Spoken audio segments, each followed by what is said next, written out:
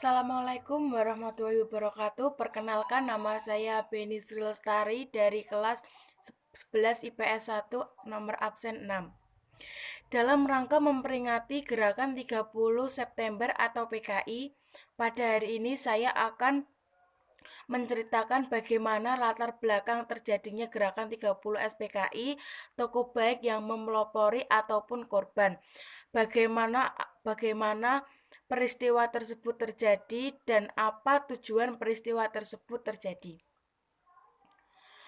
Latar belakang gerakan 30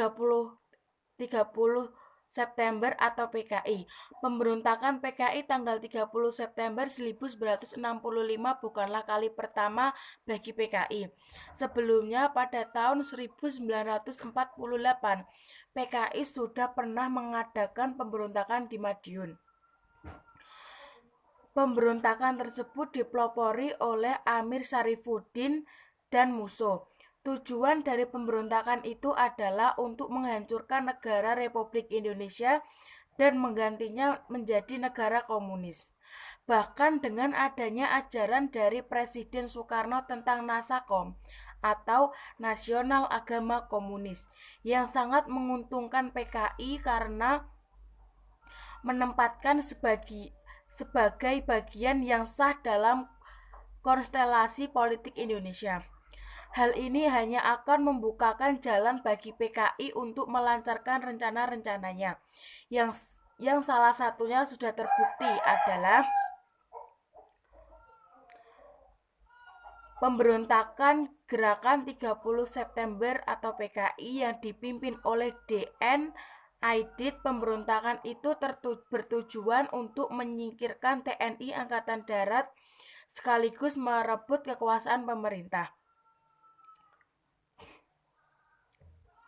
Peristiwa gerakan 30 September atau PKI. Pada tanggal 1 Oktober 1965 dini hari, pasukan G30 SPKI mulai bergerak dari Lubang Buaya dan menyebar ke segenap penjuru Jakarta.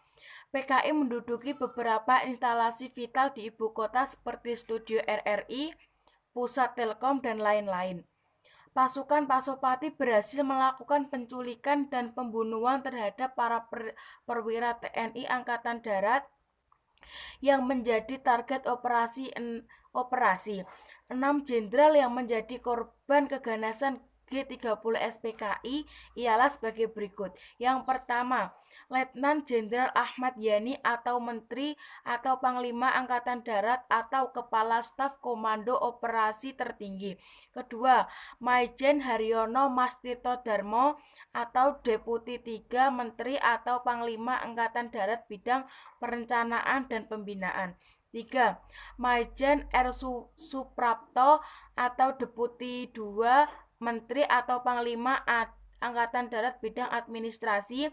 Keempat, Maijen Siswono Parman atau Asisten 1 Menteri atau Panglima Angkatan Darat Bidang Intelijen.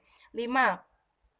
Brigjen Donald Ijajus Panjaitan atau Asisten 4 Menteri atau Panglima Angkatan Darat Bidang Logistik. 6. Brigjen Sutoyo Siswomiharjo atau Inspektur Kehakiman Auditor Jenderal Angkatan Darat.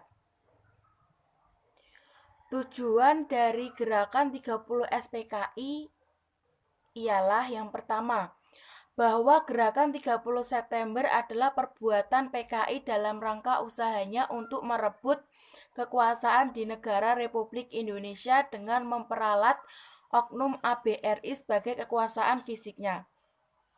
2.